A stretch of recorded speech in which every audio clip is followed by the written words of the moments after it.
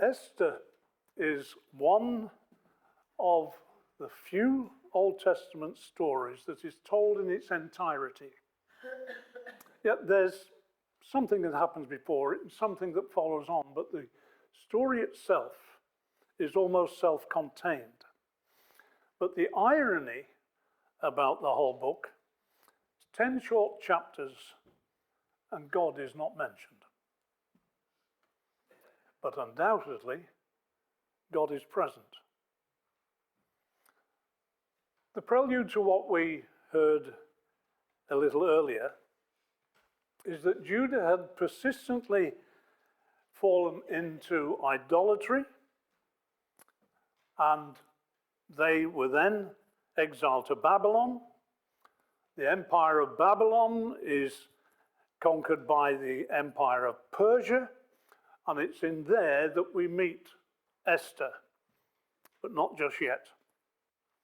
The opening verses of the book of Esther talk about King Ahasuerus. He is a big un. He is posh. He is wealthy. He is influential. He reigns over 127 provinces between Ethiopia and India.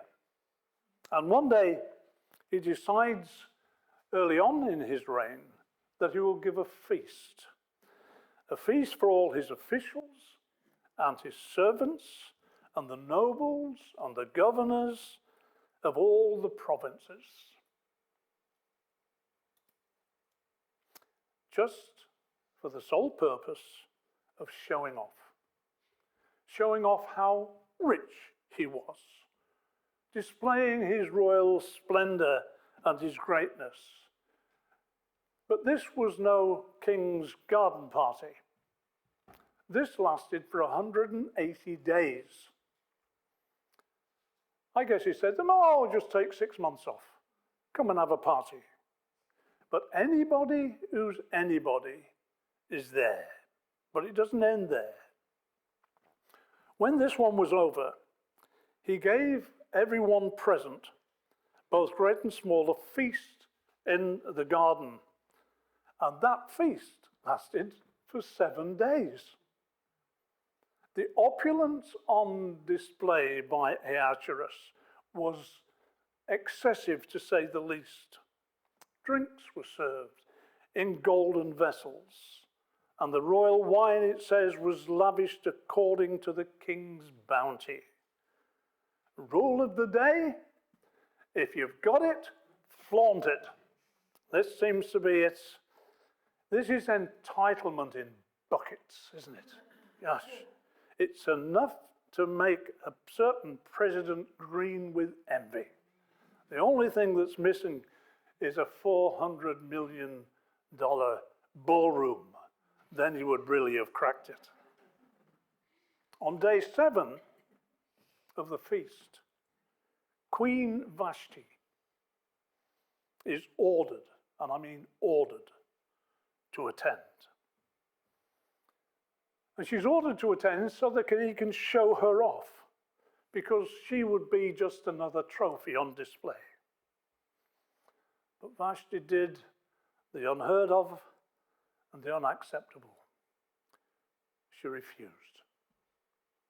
Oh, dear me. And then the king throws a Trump-sized hissy fit. This just cannot happen. And the royal advisors suggest deposing her and replacing her with another queen. Why? This was to deter the other women from getting above themselves. And a search was made, and a replacement was found among the exiles in Babylon. This is where we meet Esther and her older cousin, Mordecai. Now there was a Jew in Susa, the citadel, whose name was Mordecai, and he was a mensch. He is honorable. He's a good guy. And these had been carried away from Jerusalem among the captives, and he was bringing up his orphaned cousin Esther. She's a young woman who had, and my translation says, a beautiful figure and was lovely to look at. She is the Shana Maidel. She really is very beautiful. And Mordecai had taken her on as his own daughter, even though he obviously is an older man, but she's his cousin. And when the king orders were proclaimed, many women were gathered from around Susa, and Esther is among them in the king's palace. And she pleased him and won his favor. And she was given top place in his harem. And in obedience to orders, Esther had not made known her people or her own Jewishness. Mordecai had commanded her, as her keeper, as it were, not to tell that. Though she is the king's favorite, she's still a slave. And so she keeps her Hebrew ethnicity secret. The king has a servant, and he is called Haman. He is a composite shyster, nudnik, and schmuck, if you ever met one. He really is. He turns out to be a bit of a klutz too, which we'll come to in a moment. Mordecai is the total opposite of Haman. He's the mensch. He's the honorable man. He's got integrity. He's of noble character, unlike Haman is. And Mordecai at one point had heard a plot to assassinate the king. And he lets it be known what is going on, and it foils the plot. And the king hears about it, and he rewards him. Rewarding Mordecai makes this schmuck Haman very, very jealous and envious. And his plot is to kill Mordecai. But not just Mordecai, all the Jews, which would involve killing Esther as well. You see, Haman is not just a shyster. He is one twisted little schmuck. It really is. Just why? Well, let me invite you to read the book for yourself. It's only 10 brief chapters, and it's a good read. Mordecai hears about Haman's plot to kill everybody. And he gets a message to Esther somehow. And he asks her, through the people who will see her, to tell the king what's going on. The problem is that Esther only has access to the king by invitation. Even for the queen, she cannot just walk into the king's presence.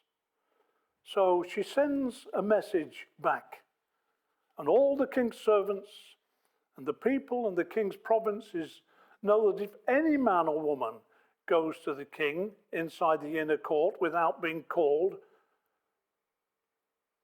they'll be put to death. Except the one whom the king holds out the golden scepter to means that they've escaped with their life. But as for me, she says, I have not been called to come to the king these 30 days. Despite now being the queen, there's no favors, there's no liberties. And this is Mordecai's instructions. He told the people who was relaying the message to him to reply to Esther, do not think to yourself that in the king's palace you will escape any more than all the other Jews. For if you keep silent at this time, relief and deliverance will arise for the Jews from another place, but you and your father's house will perish. And who knows? And this is one of the most well-worn phrases in the whole of the book. Who knows but that you have come to royal position for such a time as this? And then it follows with another well-worn phrase. Then Esther told them to reply to Mordecai, "Go, gather all the Jews to be found in Susa and hold fast on my behalf. And do not eat or drink for 3 days, night or day. I and my young women will also fast as you do. Then I will go to the king, though it is against the law. And if I perish, I perish." The outcome is that Esther exposes Haman as the shyster that he is. I say the outcome is much bigger than this. But in one little cameo, she exposes Haman. It involves him appearing to be, and you interpret this as you will, in a very compromising position with the queen. It is priceless, absolutely priceless. If you're looking for a story with somebody who gets his comeuppance, this is it. It's brilliant. To do this, though, she has to reveal her own Jewish identity. In short, Esther is responsible for saving her people at the risk of her own life. If I perish, I perish. Permit me to leave that there half told this morning. It's all in the book. You can read it.